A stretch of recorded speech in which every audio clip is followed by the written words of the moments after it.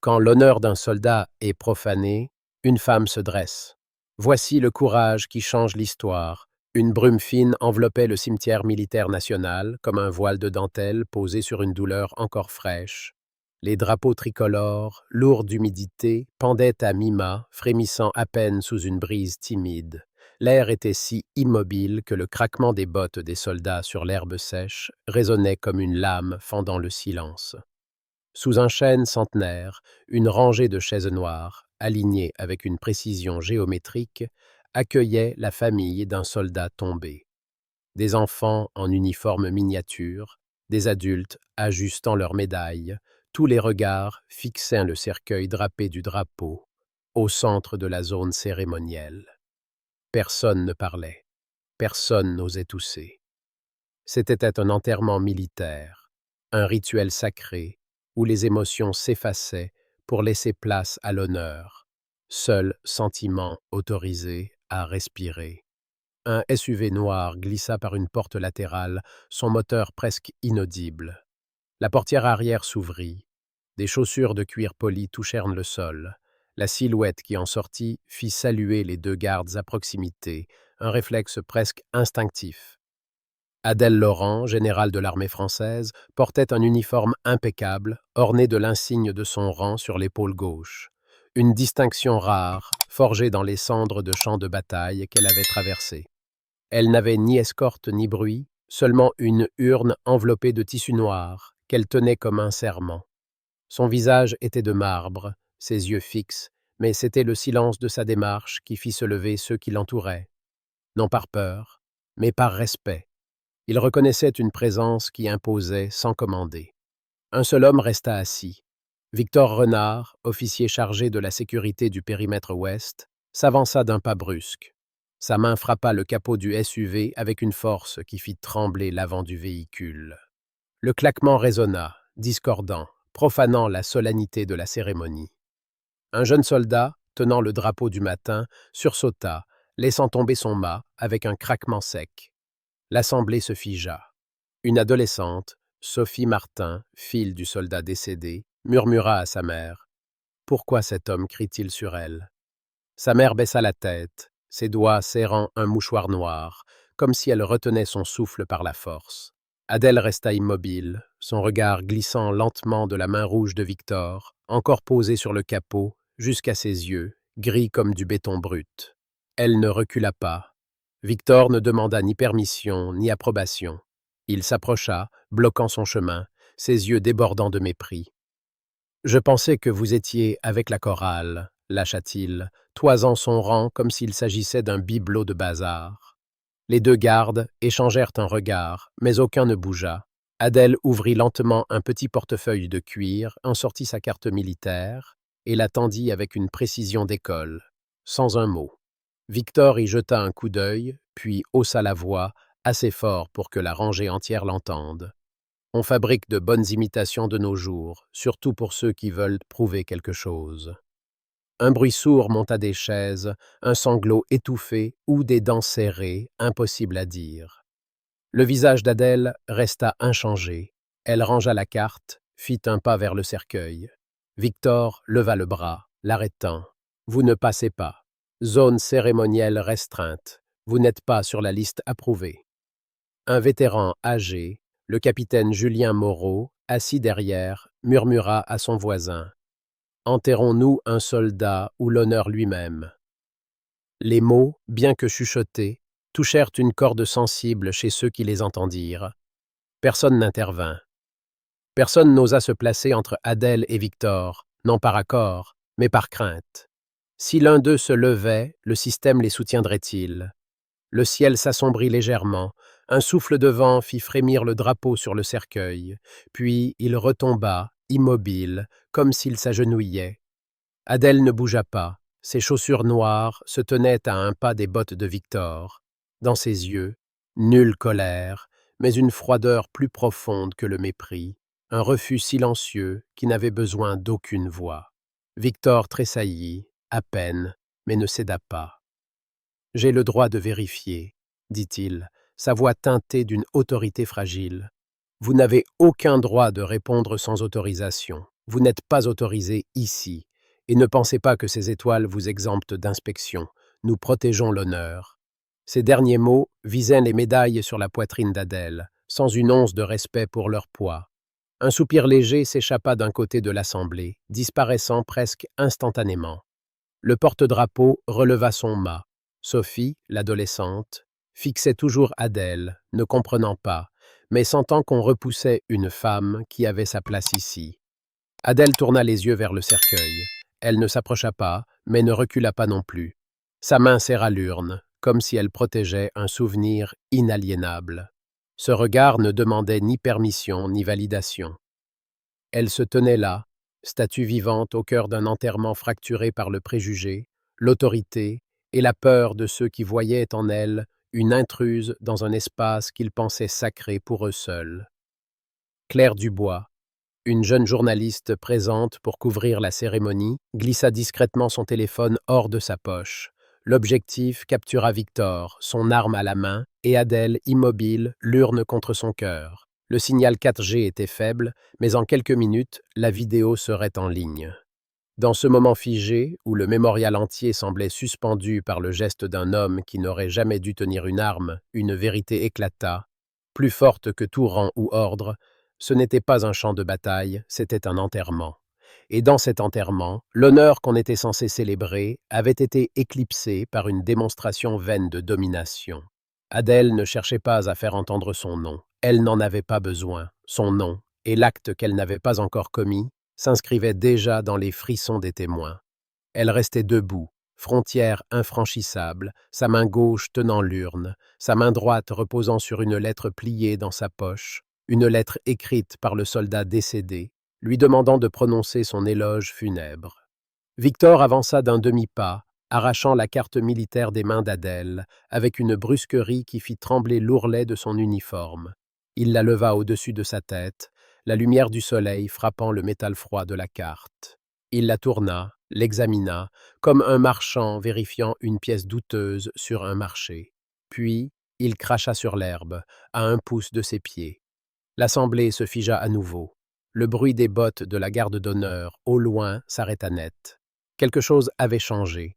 Ce n'était plus du soupçon, c'était une intention, délibérée, impardonnable. Un jeune soldat, à peine 20 ans, cheveux rasés, médaille encore brillante, fit un pas en avant, prêt à parler. La main de son supérieur se posa sur son épaule. « Pas encore », murmura-t-il. Le jeune homme se figea, non par peur, mais par compréhension. Dans l'armée, « pas encore » n'était pas un ordre, c'était un avertissement. La carte restait dans la main de Victor. Il la tenait à hauteur des yeux, la secouant légèrement. « Ils font de bonnes contrefaçons aujourd'hui, » dit-il, assez fort pour que les caméras de sécurité captent ces mots.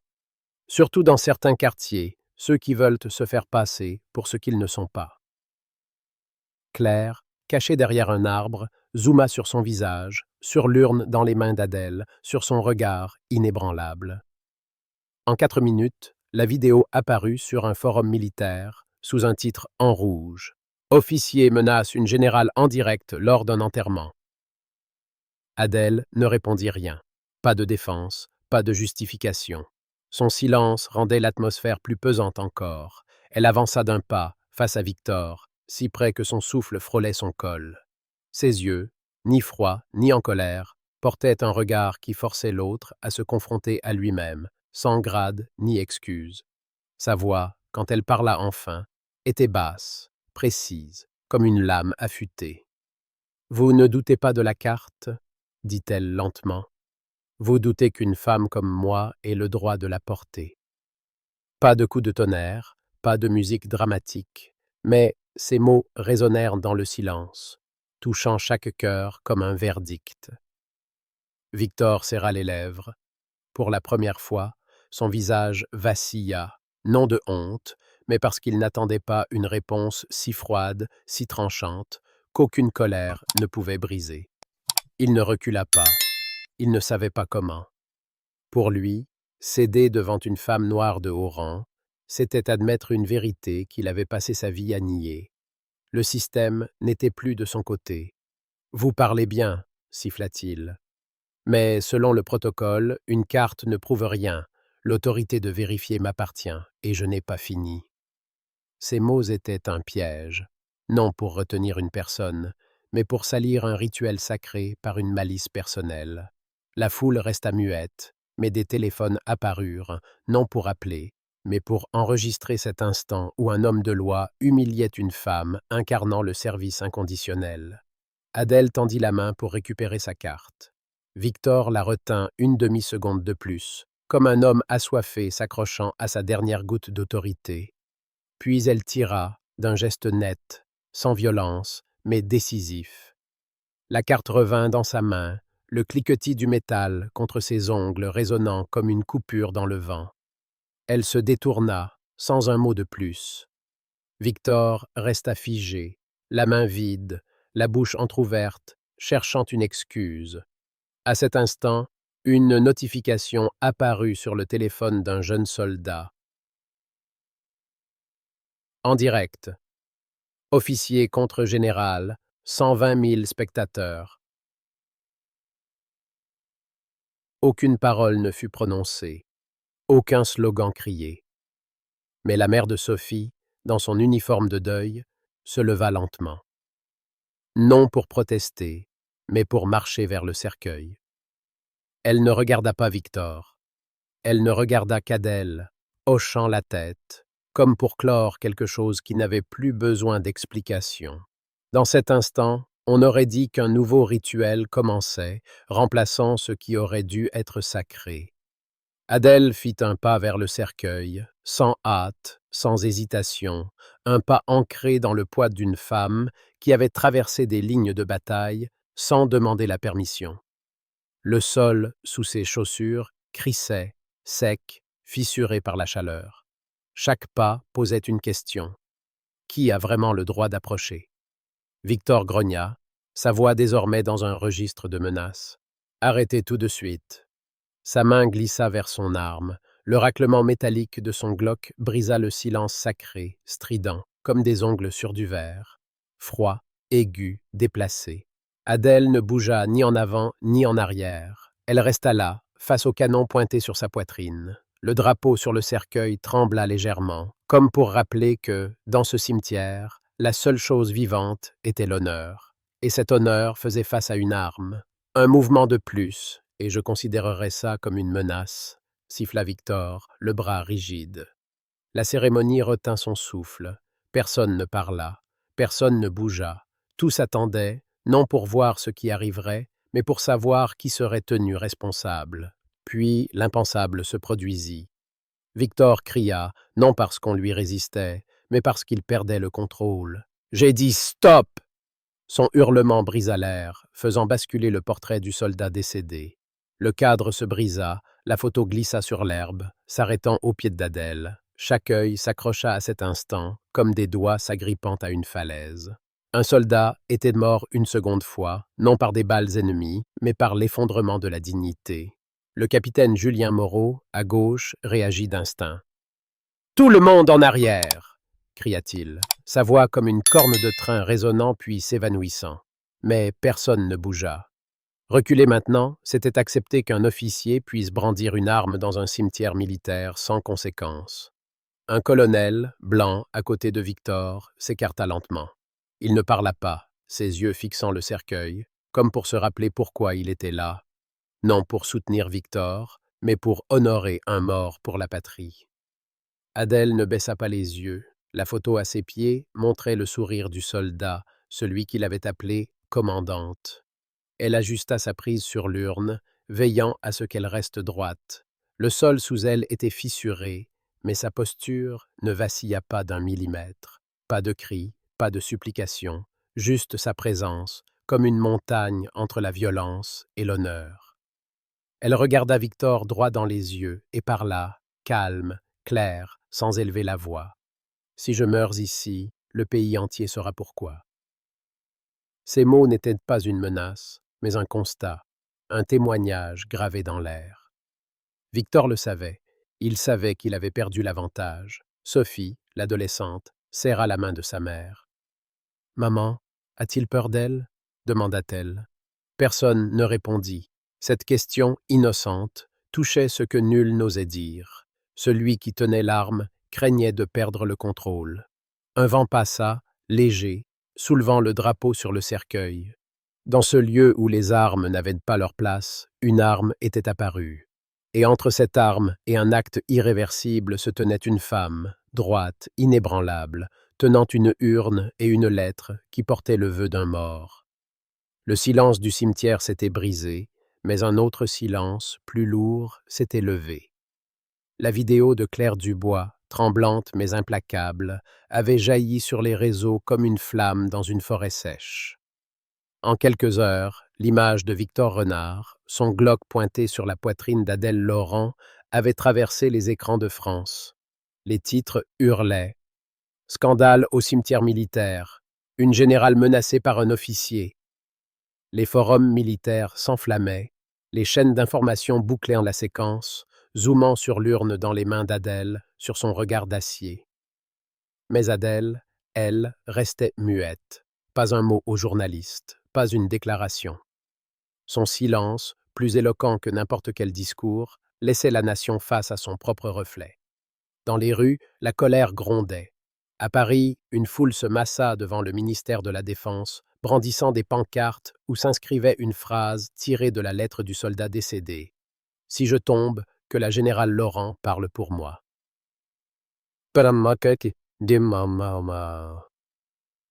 À Lyon, des vétérans, médailles épinglées sur des vestes usées, organisèrent une marche silencieuse, leurs bottes claquant sur le pavé comme un battement de cœur collectif.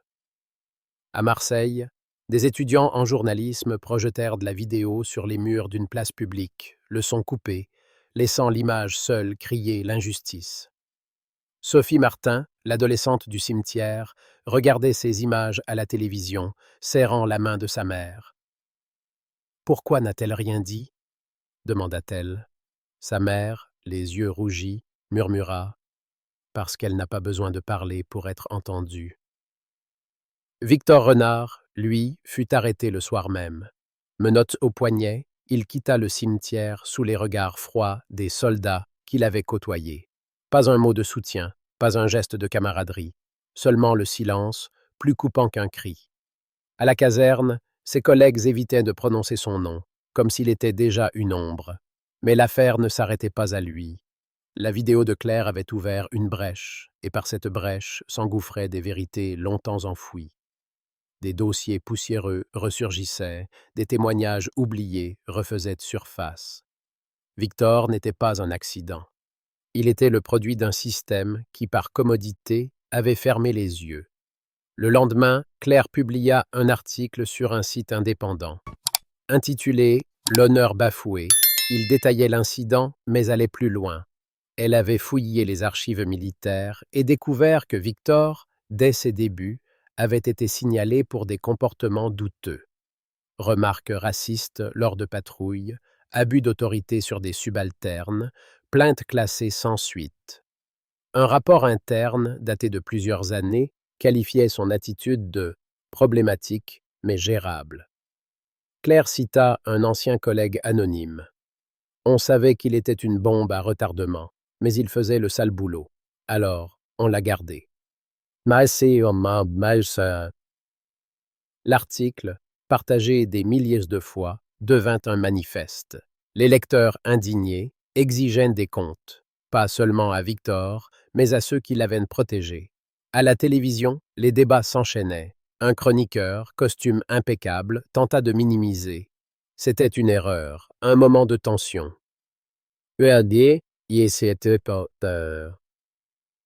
Une vétérante invitée, le visage marqué par les combats, l'interrompit. Une erreur, pointer une arme sur une générale dans un cimetière, c'est un crime contre l'honneur. Le public applaudit, un grondement sourd qui semblait secouer les murs du studio. Mais au-delà des plateaux, c'était dans les cafés, les métros, les salles de classe que l'affaire prenait racine. Les Français, habitués à discuter politique avec passion, se trouvaient face à une question plus profonde. Comment un homme comme Victor avait-il pu porter un uniforme si longtemps? Adèle, recluse dans son appartement parisien, refusait les interviews. Son téléphone vibrait sans cesse, mais elle ne répondait qu'à un seul numéro, celui du général Pierre Lefebvre, son mentor, retraité depuis 10 ans. Assis face à elle, une tasse de café fumante entre les mains, il brisa le silence. « Tu ne peux pas rester muette, Adèle. Ils ont besoin de t'entendre. » Elle fixa la fenêtre, où la pluie traçait des lignes argentées. « Ce n'est pas ma voix qu'ils doivent entendre, Pierre. C'est celle du soldat que je n'ai pas pu honorer. » Pierre soupira, ses rides creusées par l'âge et le regret. Il savait qu'elle ne céderait pas. Adèle n'était pas une héroïne de tragédie grecque, cherchant la gloire. Elle était une soldate, et pour elle, l'honneur se vivait, non se proclamait. Le procès de Victor s'ouvrit dans un tribunal militaire, sous les regards d'une nation entière. Émilie Roche, procureure, une femme au regard perçant et à la voix d'acier, exigea que les audiences soient publiques. « Cet incident n'est pas une affaire privée, » déclara-t-elle. « C'est une blessure infligée à notre mémoire nationale. » Les caméras furent autorisées, une décision rare mais nécessaire. Le premier jour, Victor entra, costume gris, menton relevé, un sourire narquois aux lèvres. Il ne s'excusa pas. Il ne baissa pas les yeux. Assis à ses côtés, son avocat, maître Dupont, un homme connu pour défendre les causes controversées, affirma « Mon client a agi selon le protocole. Il protégeait la sécurité d'une cérémonie sacrée. » Mais les preuves s'accumulaient, implacables. La vidéo de Claire, projetée sur un écran géant, fit frissonner la salle. Le raclement du Glock, le craquement du cadre brisé, le regard d'Adèle face au canon, chaque seconde était une accusation. Émilie présenta des témoignages accablants. Un ancien subalterne de Victor, un sergent nommé Amadou Diallo, prit la parole. Grand, la voix grave, il raconta une mission en Afrique, des années plus tôt, où Adèle, alors colonel, avait risqué sa vie pour sauver son unité sous un bombardement. Elle a porté un de mes camarades blessé sur son dos, sous les tirs. Elle n'a jamais fléchi. Et cet homme, dit-il, pointant Victor, ose douter de son honneur. La salle retint son souffle. Amadou, les yeux brillants, ajouta « Si elle n'était pas là, je ne serais pas ici aujourd'hui. » Un autre témoin, une archiviste militaire, produisit un dossier jauni. Il contenait une plainte déposée contre Victor, 8 ans auparavant, pour avoir humilié un soldat noir lors d'un exercice. La plainte avait été étouffée, marquée d'un simple « sans suite ». Émilie brandit le document. « Combien de fois a-t-on fermé les yeux ?» demanda-t-elle. « Combien de Victor Renard le système a-t-il laissé prospérer ?» Le juge, un homme aux cheveux argentés, fronça les sourcils, mais ne l'interrompit pas. La question flottait, lourde, comme un nuage d'orage. Dehors, une manifestation silencieuse prenait forme. Des vétérans, jeunes et vieux, se tenaient devant le tribunal, tenant des pancartes où s'écrivaient des mots de soldats tombés. L'honneur ne plie pas. La patrie n'oublie pas. Pas de cris, pas de slogans, juste des regards fixes, des médailles scintillant sous le soleil pâle. Julien Moreau, le capitaine qui avait murmuré son indignation au cimetière, était parmi eux. Il n'avait pas osé intervenir ce jour-là, mais aujourd'hui, il portait une pancarte. « Pardon pour mon silence. » Il croisa le regard d'un jeune manifestant, un étudiant en droit qui hocha la tête. Pas besoin de mots. Ils se comprenaient. À l'intérieur, Victor tenta de se défendre. « J'ai suivi les ordres, » dit-il, sa voix sèche, sans remords. Une cérémonie militaire exige une sécurité absolue. Cette femme n'était pas sur la liste. Émilie le fixa, un sourire froid aux lèvres. « Cette femme, comme vous dites, est la générale Adèle Laurent, décorée de la Légion d'honneur, commandante d'opérations qui ont sauvé des dizaines de vies. Et vous, monsieur Renard, qui êtes-vous pour douter de son droit d'être là ?» Victor serra les dents, mais ne répondit pas. Son avocat se leva, tentant de détourner l'attention.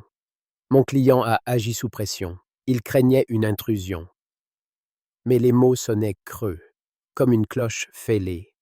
Un nouveau témoin fut appelé, Pierre Lefebvre, le général retraité.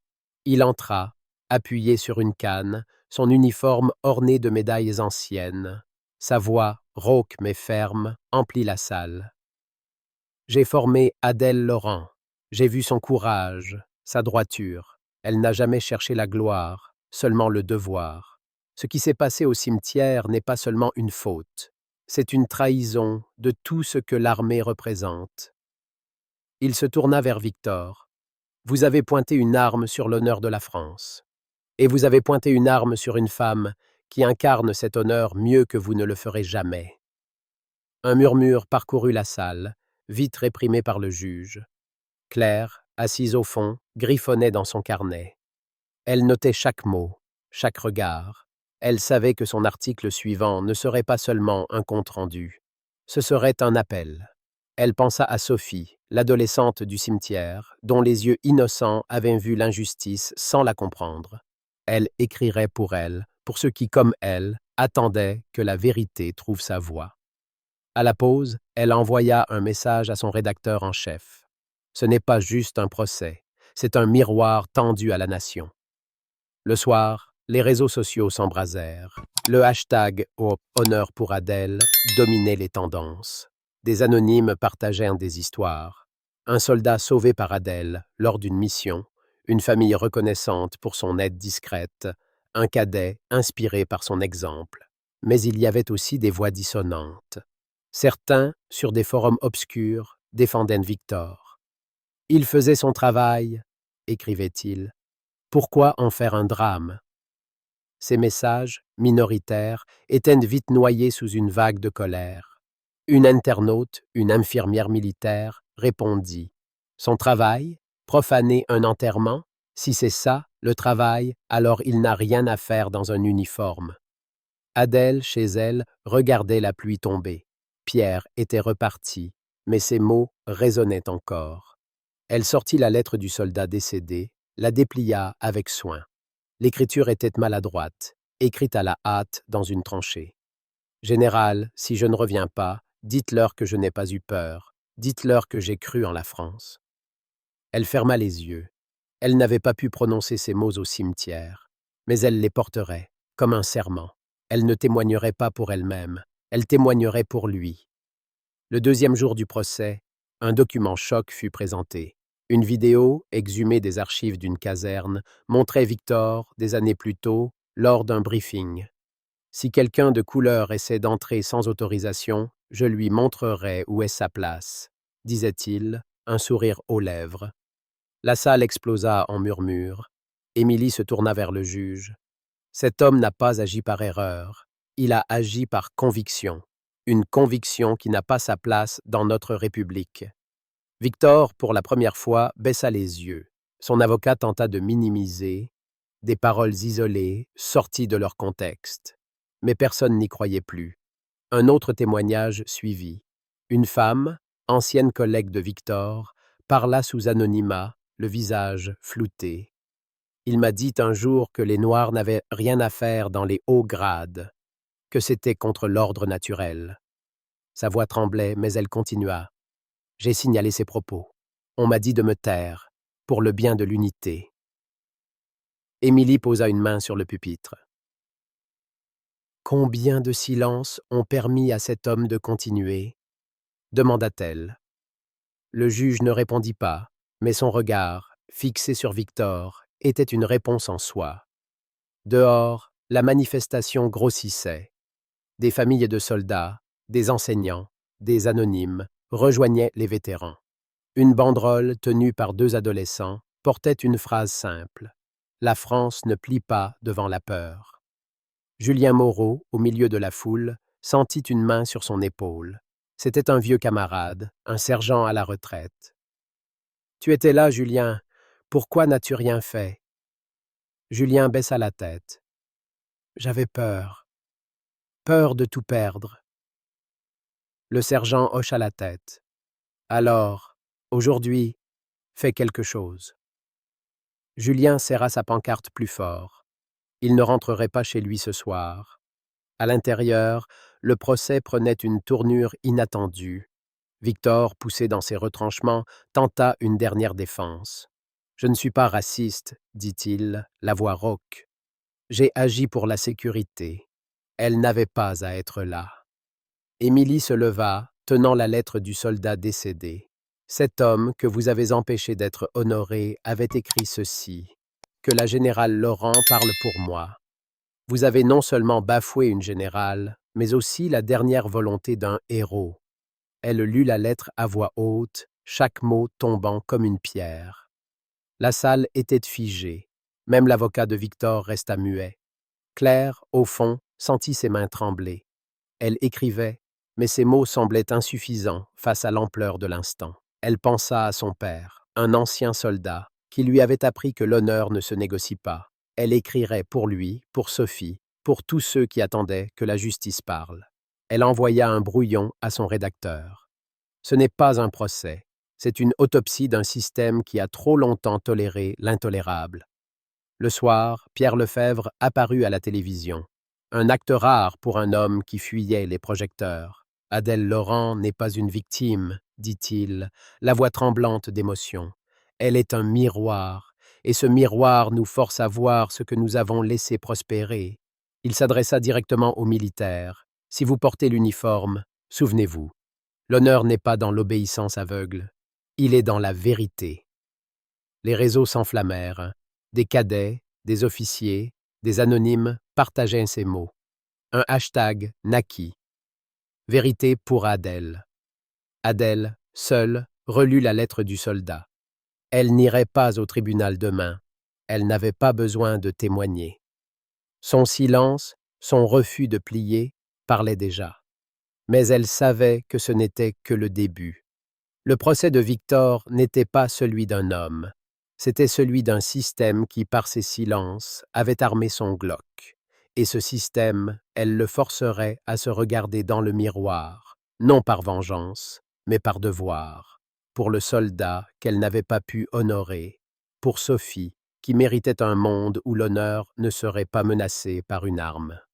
La salle du tribunal militaire était pleine à craquer, mais un silence de cathédrale y régnait. Les murs, ornés de bois sombres et de portraits de généraux oubliés, semblaient retenir leur souffle. Victor Renard, vêtu d'un costume froissé, se tenait droit, les mains croisées devant lui, mais son regard fuyait, incapable de soutenir celui du juge. Émilie Roche, la procureure, ajusta ses lunettes, sa voix claire tranchant l'air comme une lame polie. « Monsieur Renard, dit-elle, vous avez profané un lieu sacré, menacé une générale décorée et bafoué la mémoire d'un soldat mort pour la France. » Elle fit une pause, laissant chaque mot s'enfoncer dans la conscience des présents. Ce tribunal ne juge pas seulement vos actes, il juge ce que nous tolérons en tant que nation. Le juge, un homme aux traits fatigués, hocha légèrement la tête, son stylo suspendu au-dessus de son carnet. Dehors, la foule grossissait. Des vétérans, des familles, des étudiants, tous convergeaient vers la place devant le tribunal. Pas de cris, pas de pancartes agitées, seulement des visages graves, des regards fixés sur les portes closes. Julien Moreau, le capitaine qui avait hésité au cimetière, était là, une médaille épinglée à sa veste civile. À ses côtés, un jeune cadet, Lucas Garnier, tenait un drapeau tricolore, ses yeux brillants d'une détermination nouvelle. « Capitaine, » murmura Lucas, « croyez-vous qu'elle viendra ?» Julien secoua la tête. « Elle n'a pas besoin d'être ici, elle est déjà partout. » Il désigna la foule, où des portraits d'Adèle Laurent, imprimés sur des affiches, flottaient comme des étendards d'un autre temps. À l'intérieur, le verdict approchait. Émilie présenta une dernière pièce. La lettre du soldat décédé, lue à voix haute une seconde fois. « Que la générale Laurent parle pour moi », répéta-t-elle, sa voix vibrant d'une émotion contenue. « Vous, monsieur Renard, avez empêché ce vœu d'être honoré. » Victor baissa les yeux, ses doigts serrant le bord de la table. Son avocat, maître Dupont, tenta une ultime défense, arguant du stress, du protocole, mais ses mots sonnaient creux, comme un écho dans une pièce vide. Le juge leva la main, imposant le silence. « Nous avons entendu assez. » Il se tourna vers Victor. « Vous avez trahi l'uniforme que vous portiez. Vous avez trahi l'honneur que vous étiez censé protéger. » Le verdict tomba. net, sans appel. Prison à perpétuité, radiation des registres militaires, effacement de son nom des archives. Un murmure parcourut la salle, non de surprise, mais de soulagement. Victor resta immobile, ses épaules s'affaissant légèrement, comme si le poids de sa chute venait enfin de le rattraper. Émilie rangea ses dossiers, son visage impassible, mais ses mains tremblaient légèrement. Elle savait que ce verdict n'était qu'un début. Condamner un homme était facile, condamner un système qui l'avait laissé prospérer était une toute autre bataille. La nouvelle se répandit comme une onde de choc. Les chaînes d'information interrompirent leur programme. Les notifications envahirent les téléphones. À Paris, un klaxon retentit, suivi d'un autre, puis d'un chœur de klaxons, comme si la ville entière saluait la décision. À Lyon, des étudiants applaudirent dans un amphithéâtre, leur professeur posant son livre pour se joindre à eux. À Marseille, un vieux docker regardant l'écran d'un café murmura « Enfin, un peu de justice ». Mais, au-delà des réactions, une question persistait. Et maintenant, la condamnation de Victor était-elle une victoire ou simplement une étape? Adèle Laurent, elle, n'était pas au tribunal. Elle se tenait dans un petit cimetière de campagne, loin des caméras, devant une tombe sans nom. L'urne qu'elle n'avait pas pu déposer lors de la cérémonie reposait désormais là, sous une dalle gravée d'une simple phrase « Pour la patrie ». Elle ajusta une fleur blanche sur la pierre, ses doigts effleurant le granit froid. Pas de discours, pas de témoin, seulement elle, le vent, et le souvenir d'un soldat qui lui avait fait confiance. Elle sortit la lettre, la relut une dernière fois, puis la glissa dans sa poche. « J'ai tenu ma promesse », murmura-t-elle, sa voix se perdant dans l'herbe.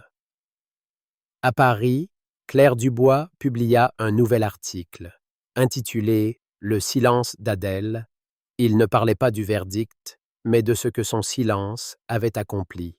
« Elle n'a pas témoigné, n'a pas cherché la gloire », écrivait Claire. Mais son refus de plier a forcé une nation à se regarder dans le miroir. L'article, partagé des millions de fois, devint une référence dans les écoles de journalisme. Claire reçut des offres de grandes rédactions, mais elle les refusa. « Je reste indépendante », dit-elle à un collègue. C'est ce que cette histoire m'a appris. Elle pensait à Sophie Martin, l'adolescente du cimetière, à qui elle avait promis une copie de l'article. « Pour que tu n'oublies jamais ce que l'honneur signifie », lui avait-elle dit.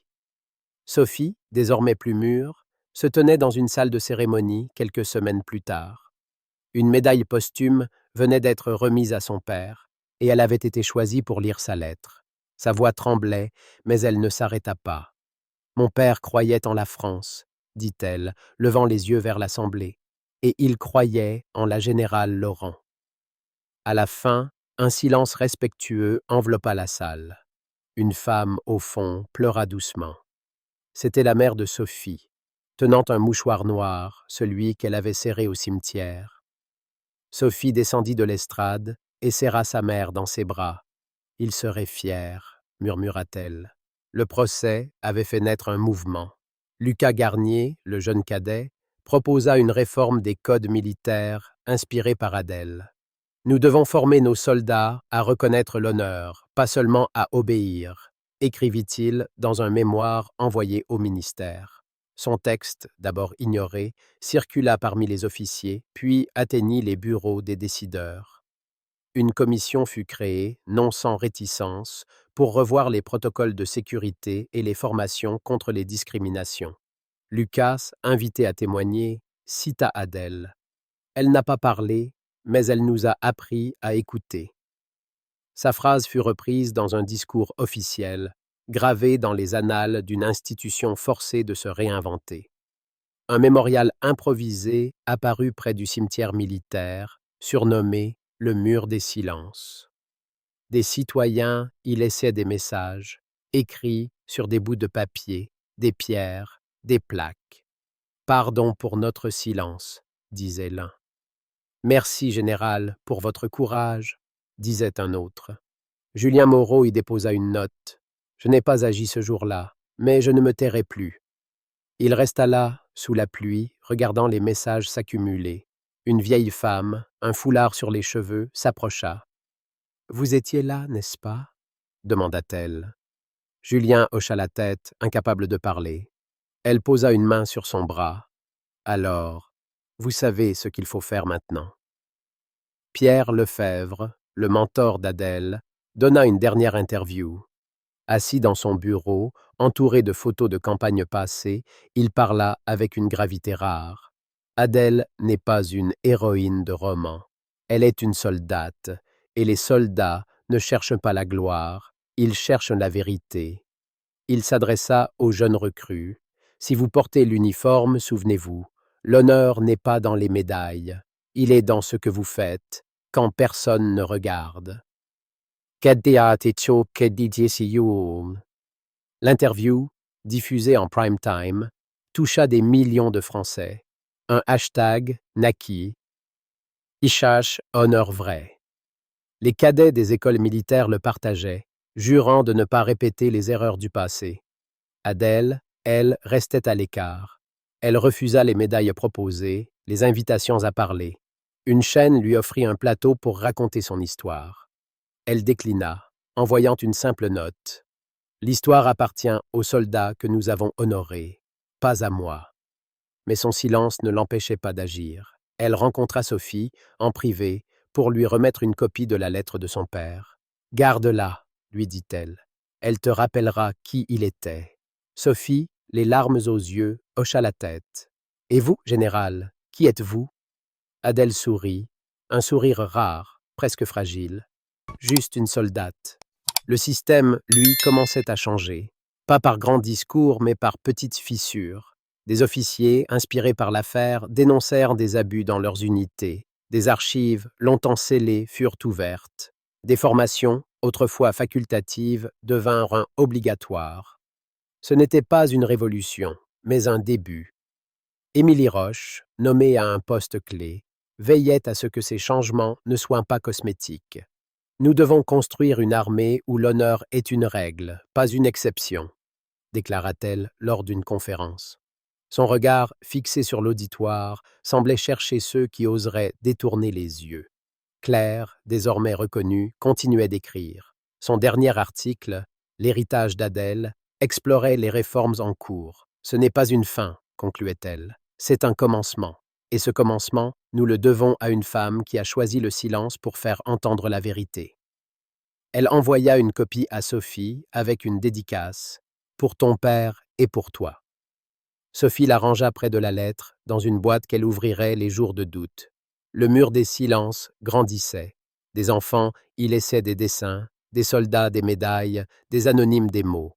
Un soir, un homme en civil y déposa une plaque. « À Adèle Laurent, qui nous a appris à voir. » Il s'éloigna sans se retourner. La pluie tomba, mais les mots restèrent, gravés dans la pierre et dans les cœurs. Adèle ne le vit jamais. Elle n'en avait pas besoin. Elle savait que l'honneur, le vrai, ne s'écrit pas dans les journaux, mais dans les actes qui survivent au silence. Un jour, dans une école militaire, un instructeur raconta l'histoire. « Elle n'a pas crié, elle n'a pas plié, dit-il, et pourtant, elle a changé la France. » Un cadet leva la main. « Mais pourquoi n'a-t-elle rien dit ?» L'instructeur sourit. « Parce que parfois, le silence est plus fort que les mots. » Les cadets hochèrent de la tête, gravant cette leçon dans leur mémoire. Dehors, le drapeau flottait, libre, porté par un vent nouveau. Et quelque part, Adèle, une urne déposée, une promesse tenue, continuait de marcher, droite, silencieuse, vers un horizon où l'honneur n'aurait plus besoin d'être défendu par une arme. Réflexion et leçon tirée de « L'honneur silencieux ». L'histoire d'Adèle Laurent, telle que contée dans L'honneur silencieux, résonne comme une cloche dans une cathédrale, imposant un silence méditatif. Ce récit, ancré dans les valeurs françaises d'honneur, de dignité et de justice, ne se contente pas de narrer un drame. Il nous tend un miroir, nous obligeant à confronter nos propres silences face à l'injustice. À travers l'épreuve d'Adèle, une générale noire confrontée à la violence du préjugé, nous découvrons une leçon universelle. Le courage ne crie pas toujours, mais il ne plie jamais. Cette femme, immobile face à une arme, incarne une force qui dépasse les grades et les médailles. Son silence, loin d'être une faiblesse, devient une arme, une vérité qui force une nation à s'interroger. Ce qui frappe d'abord, c'est la puissance de la retenue. Dans une société où l'on valorise souvent les discours enflammés, Adèle choisit de ne pas répondre aux provocations. Ce choix reflète une valeur française profonde, la maîtrise de soi, celle qu'on retrouve dans les maximes de La Rochefoucauld ou les récits des héros discrets de l'histoire. Son silence n'est pas passif, il est actif, stratégique, presque philosophique. Il rappelle que l'honneur ne s'impose pas par le bruit, mais par la constance. Pour nous, dans nos vies quotidiennes, cette retenue est une leçon. Face à une insulte, une injustice au travail ou une tension familiale, combien de fois réagissons-nous par impulsivité?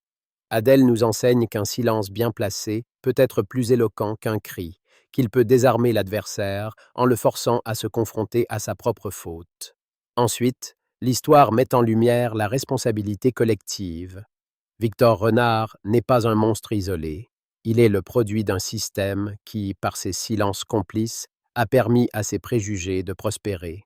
Les témoins au cimetière, comme Julien Moreau, incarnent cette hésitation que nous connaissons tous. Voir une injustice, mais craindre d'agir. En France, où la mémoire des luttes pour l'égalité est vive, ce récit nous rappelle que l'indifférence est une forme de complicité. Chaque fois que nous détournons le regard devant une remarque discriminatoire ou une injustice mineure, nous renforçons un système défaillant. La leçon est claire. Agir, même modestement, est un devoir. Parler, signaler, soutenir. Ces gestes, petits en apparence, construisent une société plus juste. Enfin, l'histoire d'Adèle nous invite à redéfinir l'honneur. En France, ce mot évoque les duels d'antan, les héros de Verdun, les résistants. Mais Adèle propose une vision moderne. L'honneur n'est pas dans la gloire, mais dans la fidélité à ses valeurs. Elle ne cherche ni médaille, ni applaudissements. Elle agit pour un soldat, pour une promesse. Cette humilité est une boussole pour nos vies. Dans un monde obsédé par la visibilité, où les réseaux sociaux amplifient chaque ego, Adèle nous rappelle que les actes les plus significatifs se font souvent dans l'ombre. Tenir une promesse, aider un collègue, défendre une cause sans attendre de reconnaissance. Voilà l'honneur véritable. Comment appliquer ces leçons? D'abord, cultivons la patience face à l'adversité.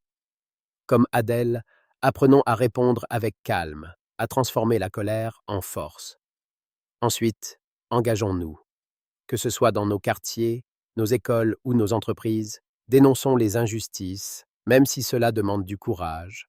Enfin, vivons avec intégrité. Nos choix quotidiens, respecter un engagement, écouter un autre, refuser de juger sur l'apparence, tissent l'honneur de nos vies. Cette histoire vous a touché? Alors, agissez. Cliquez sur J'aime pour soutenir ce message d'honneur et de justice. Partagez cette vidéo pour qu'elle inspire d'autres à briser le silence face à l'injustice. Abonnez-vous à notre chaîne pour ne rater aucune histoire qui, comme celle d'Adèle, nous pousse à être meilleurs. Et dans les commentaires, racontez-nous, qu'est-ce que l'honneur signifie pour vous? Votre voix compte. Ensemble, faisons écho à cet honneur silencieux.